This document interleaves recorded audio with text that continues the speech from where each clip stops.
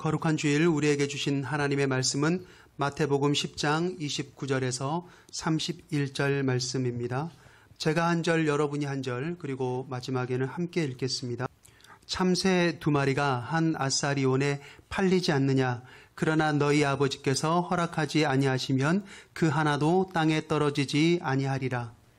너희에게는 머리털까지 다 세신 바 되었나니 함께 읽습니다. 두려워하지 말라. 너희는 많은 참새보다 귀하니라. 아멘.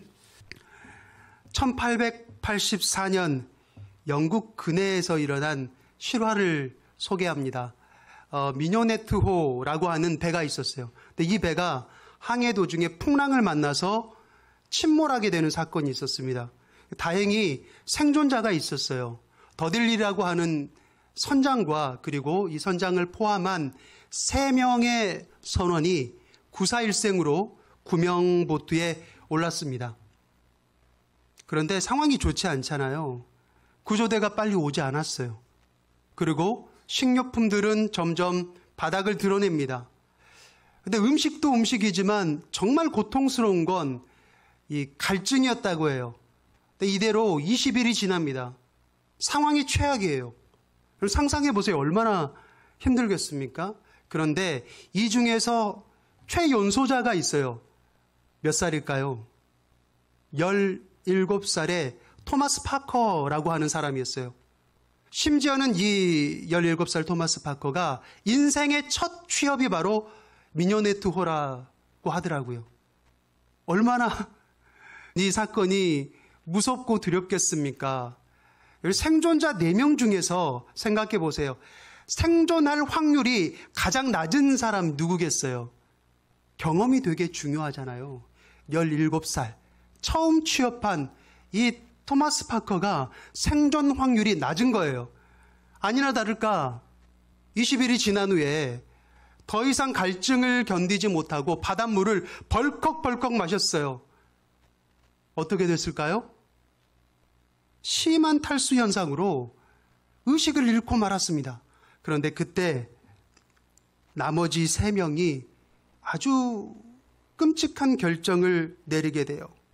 이 소년을 희생시켜서 우리가 살자라고 하는 거예요. 그래서 결국 소년을 죽이고 그 살과 피로 염령합니다. 얼마 후에 구조됐을까요? 몇 달? 혹은 보름? 겨우 4일 후에 구조가 됐어요. 너무나 안타깝지 않아요? 4일만 견디면 이 끔찍한 일을 벌이지 않아도 되는데. 자, 이들이 영국으로 돌아왔을 때 정말 난리가 났겠죠. 법정에 서게 됩니다. 그런데 법정에서도 의견이 나눠져요. 극한 상황에서 셋을 살리기 위해 하나를 희생한 것은 어쩔 수 없는 것 아니냐. 타당한 선택이었다라고 하는 의견이 있고, 반대로 그래도 아무리 그래도 사람을 죽이는 것은 잘못이다라고 하는 의견으로 나눠졌어요. 결과가 어떻게 됐을까요? 어떻게 됐을 것 같아요? 유죄 판결을 받았습니다. 다행이죠? 그런데 극한 상황을 고려해서 처음에 사형으로 선포했다가 징역 6개월로 감형시켰다는 거예요. 여러분 어떻게 생각하십니까? 과연 더 많은 사람을 위한 소수의 희생, 정당한 것일까요? 아니, 사람의 생명에다가 과연 어떤 가격표를 붙일 수 있을까요? 이 사건은 너무 유명해요. 그래서 법대에서 또 윤리학 강의에서 자주 쓰는 그런 토론의 주제입니다. 제러미 벤덤이라고 하는 철학자가 있었어요. 이 사람이 말하는 특별한 계산 공식이 있습니다. 뭐냐면 최대 다수의 최대 행복이라고 하는 말이에요. 뭐냐면 우리가 어떤 것을 결정할 때 다수의 행복을 최우선으로 추구하는 것이 가장 이상적이다라고 하는 거예요. 굉장히 논리적인 것 같잖아요. 그런데 이런 논리로 이 사건을 적용하면 17살 소년 파커를 희생시킨 결정은 잘못한 게 아니에요. 왜요? 3명이 1명보다 다수니까. 그렇죠? 3명의 생존이 1명의 생존보다 더 큰 가치를 가진다는 것은 당연한 이치 아니겠는가? 라고 하는 거예요. 여러분, 이런 사고방식을 공리주의라고 합니다. 유용성을 최대화, 극대화하자는 거예요. 그런데 아무리 그래도 마치 인간을 계산기에다 넣고 더하고 빼는 것처럼 느껴지기도 하시죠. 어떻게 저런 생각을 할 수 있을까?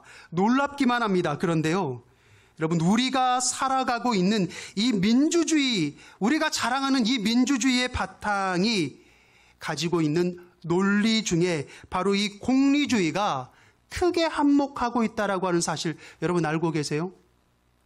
우리가 당연하게 여기고 있는 원칙이 있습니다. 잠깐만 여러분, 오늘 그 점심 메뉴를 좀 통일해야 될 것 같거든요. 저 짜장면 한번 손 한번 들어보세요. 짜장면. 우리 여전도 회장님 잘 씌워주시고요. 자, 그 다음에 짬뽕. 네, 손 내려주세요. 자, 다수결의 원칙에 의해서 오늘 메뉴 짬뽕으로 하겠습니다. 여러분, 이렇게 해야 공정하다고 생각하시죠? 왜요? 다수결의 원칙이니까. 여러분, 이 다수결의 원칙이 어디에 바탕을 두고 있어요? 공리주의에 바탕을 두고 있다는 겁니다. 그런데 여러분, 이 논리라고 한다면 어떤 일이 일어나는 줄 아세요? 한 가지만 더 가정해 볼게요. 평소에 굉장히 건강한 사람이 있는데 이 사람이 갑자기 응급실에 가게 된 상황이 있다고 한번 가정합시다. 그럴 수 있잖아요. 그런데 하필이면 마침 그 응급실에 아주 급하게 지금 당장 장기가 필요한 사람이 5명이나 있는 거예요. 그러니까 지금 이 순간 바로 장기 이식을 하지 않으면 5명이 죽어요. 자, 그러면 그 건강한 한 사람을 해체해서 급한 5명을 살려야 할까요? 물론 말도 안 되는 이야기고 극단적인 예의지만 공리주의 논리로는 그게 가능하다는 거예요. 소름 끼치는 계산법이죠. 제가 말씀드리고자 하는 것은요, 세상의 산수가 그렇다는 거예요. 세상의 산수는요, 사람을 숫자로 본다는 겁니다. 사람을 통계로 보고 비용으로 보고 효율적인 부분에서 이 사람이 어느 정도의 가치가 있느냐를 보는 거예요. 사실 여러분, 제가 말씀드린 이 내용들은 여러분 가정에 벽돌책으로 한 권쯤은 있을 법한 정의란 무엇인가 라고 하는 하버드대 마이클 샌델 교수가 쓴 책의 내용을 제가 바탕으로 했어요. 조금 더 수긍이 되십니까? 자, 그런데 여러분, 우리는 기독교인이잖아요. 기독교인은 세상의 계산이 아니라 하나님의 계산법을 따라야 되는 사람들이죠. 자, 그럼 하나님에게도 어떤 계산법이라는 게 있을까요?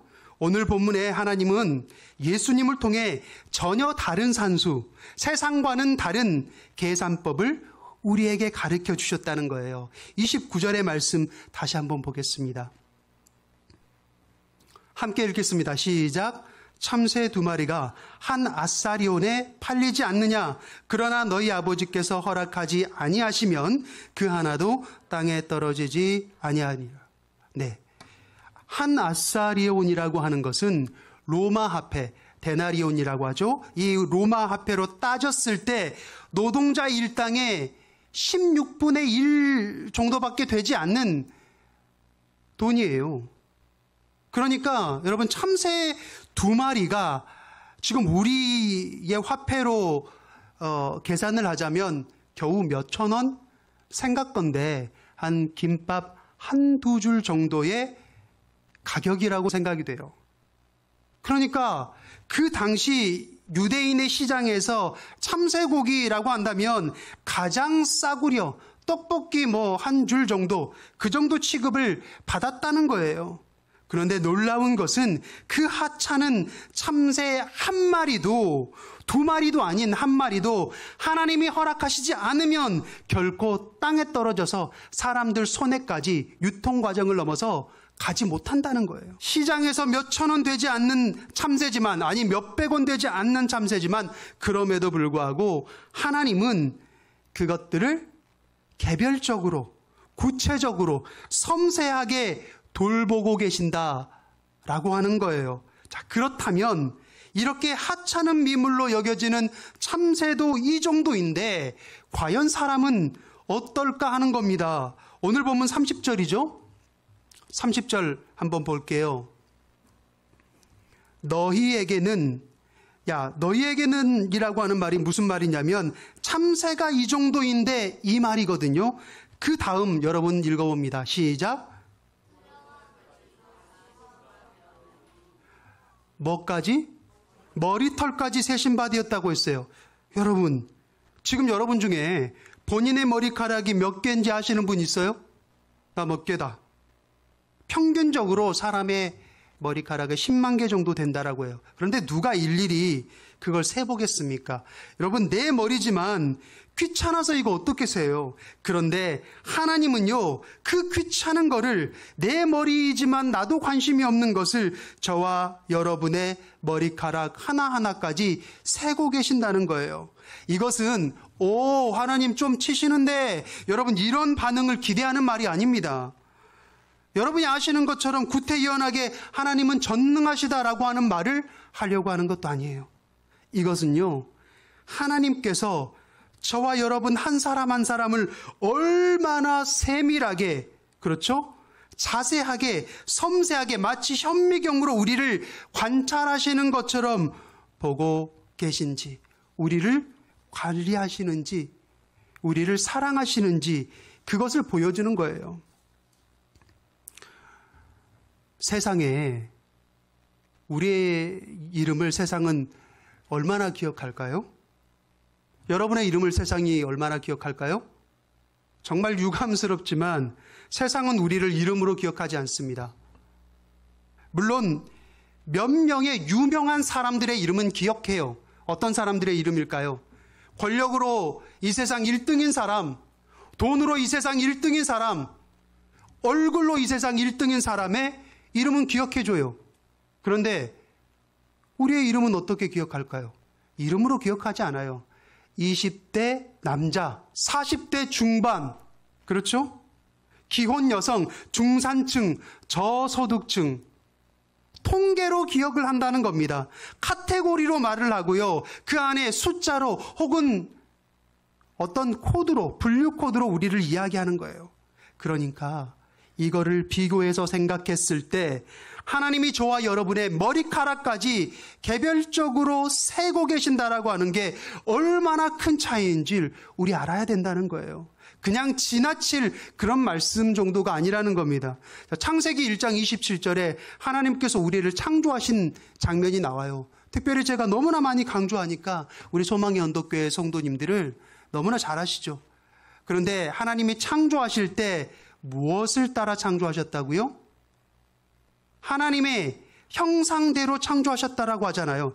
중요한 것은 형상이라는 말이 히브리 원어로 찰렘이라고 하는 말인데요. 이것은 원본이라는 뜻을 가지고 있어요. 원본입니다. 그런데요, 우리가 하나님의 형상이라는 말을 묵상할 때 왠지 모르게 이것을 저하시켜요. 마치 우리 스스로를 하나님의 복사품처럼 여기는 경향이 있다는 거예요. 에이, 우리가 무슨 하나님의 원본이야. 그냥 닮은 점이 있는 모조품 정도 되겠지. 아니요. 제가 여러분 없는 말 하는 게 아니라 하나님의 말씀이 그렇게 기록되어 있다니까요. 우리는 하나님의 복사본이 아니라 하나님의 원본이에요. 믿으십니까? 물론 그렇다고 우리가 창조자이신 하나님과 똑같은 지위를 가진다는 말은 아니에요. 그분은 창조자이고 우리는 지음받은 피조물이니까. 하지만 저와 여러분에게 하나님의 영적 DNA와 완벽하게 일치하는 형상이 있기 때문에 하나님께서는 우리를 생각하고 우리를 대할 때 마치 당신 스스로를 대하는 것처럼 그렇게 조심스럽고 소중하게 대할 수밖에 없다라고 하는 거예요. 모나리자 그림 있잖아요. 굉장히 유명한 그림. 이게 왜 그렇게 큰 가치를 가질까요? 다빈치가 직접 그린 원본이기 때문에 그런 거예요. 아무리 정교한 복사본들이 많이 만들어져서 팔려도 원본의 가치에는 여러분 발끝에도 못 쫓아갑니다. 인간은 하나님의 형상으로 지어진 원본이에요. 그래서 교체 불가능하고요. 대체 불가능하고요. 결정적으로 계산 불가능한 존재라고 하는 겁니다. 그러한 가치가 바로 우리의 정체성이라고 하는 거예요. 마태복음 18장 12절에 이런 말씀이 있습니다. 한번 보여주세요. 만일 어떤 사람이 양 100마리가 있는데 그 중에 하나가 길을 잃었으면 99마리를 산에 들고 가서 길 잃은 양 하나를 찾지 않겠느냐. 이해되십니까? 그런데 공리주의 관점에서 보면 이 목자는 어때요? 제정신이 아닌 거예요. 99마리를 위험에 빠뜨리고 한 마리를 찾아 나선다고요? 최대 다수의 최도 행복이라는 효율성적인 면에서 따지면 완전한 손해죠. 장사 못하는 거예요. 어리석은 하나님입니다. 그런데 하나님은 그렇게 하시겠다잖아요. 하나님의 사랑은 세상적인 계산을 뛰어넘는 거예요. 세상적인 계산으로 안 된다가 아니라 세상적인 계산을 초월한다니까요. 한 영혼의 가치가 나머지 모든 것보다 크다는 것을 보여주는 말씀입니다. 이제 오늘 본문의 31절을 다시 보세요. 너희는 많은 참새보다 귀하다. 이 말씀이 어떻게 다가옵니까? 예수님께서 참새보다 귀하다가 하실 때 단순히 너희가 더 비싸다 이런 뜻이 아니에요. 참새가 몇천 원이면 너희는 몇만 원 이런 의미가 아닙니다. 비교할 수 없는 차원이라고 하는 것을 말하는 거예요. 히브리적 사고방식이 있어요. 히브리적 사고방식 안에서 A보다 B가 귀하다라고 하는 것을 이야기할 때 이것은요, 아예 차원이 다른 얘기다라고 하는 것을 강조하기 위해서 쓰는 문학적 장치가 바로 이런 거예요. 비교 자체가 불가능하다는 겁니다. 쐐기를 박는 말씀이 있습니다. 마태복음 16장 26절의 말씀이에요. 사람이 만일 1000알을 얻고도 제 목숨을 잃으면 무엇이 유익하리요? 너무나 유명한 말씀이잖아요. 온 천하와 한 사람의 영혼을 비교하면 여러분 어떻게 될까요? 물론 세상의 계산법으로는 비교가 될 수 없죠. 그런데 예수님은 한 사람의 영혼이 온 천하보다 절대 다수보다 귀하다라고 말씀하고 있는 거예요. 그런데 이걸 그냥 말로만 하면 신빙성이 없잖아요. 근데 말로만 하신 게 아니라 예수님 당신이 실제로 그것을 어디에서 증명하셨습니까? 십자가에서 증명하셨잖아요. 온 천하를 버리시고 저와 여러분을 선택하셨다는 겁니다. 이것이 바로 하나님의 산수입니다. 이 산수는요, 이해력의 문제가 아니에요. 이해해야 풀 수 있는 문제가 아니라 예수님이 정말 나를 사랑하셔서 십자가를 지셨다는 것을 믿어야 풀 수 있는 믿음의 문제라는 겁니다. 사랑하는 성도 여러분, 오늘 하나님의 산수를 배우세요. 세상이 여러분을 어떻게 평가하든 하나님은요, 적어도 저와 여러분을 세상과 비교하지는 않습니다. 실패했다고, 성공하지 못했다고, 점수가 떨어졌다고, 왜 그 사람과 헤어졌나고, 심지어 왜 그런 집에서 태어났냐고, 그런 조건들 때문에 여러분의 가치가 적어도 하나님 앞에서는 단 1도 떨어지지 않는다는 거예요. 그런데 더 중요한 사실이 있어요. 여러분, 산수라고 하는 것은 나 혼자 편하자고 하는 게 아니죠. 산수 어쩔 때 합니까? 다른 사람과 관계에서 뭔가 정확해야 할 때 하는 게 산수 아닌가요? 다른 사람에게도 여러분 하나님의 산수로 계산하시기 바랍니다. 세상의 계산법이 아닌 하나님의 산수로 다른 사람을, 내 가정을, 내 아들을, 그리고 직장에서의 사람을 대하시길 바라요. 전에 교회에 있을 때 어떤 여집사님이 주일만 되면 너무너무 속상하다는 거예요. 아침 일찍 일어나서 씻고 여자들은 또 준비하는 것도 되게 오래 걸리잖아요. 그런데 또 밥도 해놔야 되죠. 또 그러면서 그렇게 열심히 하는 이유는 단 한 가지예요. 남편과 아들 함께 교회에 가고 싶어서. 그래서 깨우고 그러는데 안 일어나는 거예요. 오늘 가기로 약속했는데 다음 주부터 가겠대요. 미워 죽겠지만 어쩔 수 없는 마음으로 교회에 와요. 교회에 와서 눈물을 흘리면서 우리 가정을 위해서 기도합니다. 기도하고 돌아오는데 내 시커먼 속을 아는지 모르는지 남편은 난닝구 바람으로 손가락으로 비벼가면서 리모컨 돌리고 있다는 거예요. 그리고 보기 싫어서 방을 여니까 방에서는 또 아들놈이 낄낄낄대면서 게임하고 있어요. 그걸 보는 순간 이 여집사님이 너무 화가 나서 죄송합니다. 이 현장감을 살리기 위해 그 집사님 표현을 그대로 빌리자면 남편 그냥 뒤통수를 갈겨버리고 싶더랍니다. 혹시 여러분 중에는 이와 같은 분이 없으시겠죠. 당연히 없으시겠지만 만에 하나 이런 상황들이 나에게도 있다면 오늘은 그 뒤통수를 여러분 날리시기 전에 그 뒤통수에 붙어있는 머리카락들이 생각났으면 좋겠습니다. 그래, 하나님은 이 사람의 머리카락 개수까지도 세고 계시겠지. 그래서 내가 오늘 화가 났다고 이 사람의 머리를 치면 몇 개가 빠지면 하나님은 또 그것을 산수하시겠지. 그렇게 생각할 때 이 사람을 향하신 하나님의 은혜와 계획하심이 보이게 될 줄 믿습니다. 우리는 하나님께 천하보다 귀한 존재예요. 무엇보다 하나님께 아들이 우리를 위해 목숨을 바칠 만큼 귀한 존재입니다. 이것이 하나님의 산수이고 복음의 진리입니다. 기도하겠습니다.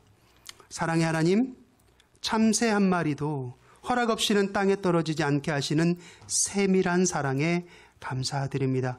우리 각자를 머리카락까지 세어가며 돌보시는 그 놀라운 사랑 앞에 우리는 오늘도 엎드립니다. 세상이 숫자로 계산하는 가치관에서 벗어나 하나님의 관점에서 나 자신과 다른 사람들을 바라볼 수 있도록 도와주세요. 우리 모두가 하나님의 형상으로 지어진 귀한 존재임을 항상 기억하며 그 가치를 온전히 누리며 살아가게 하여 주세요. 예수님 이름으로 기도드립니다. 오늘 선포된 말씀을 기억하면서 우리 함께 찬양하겠습니다.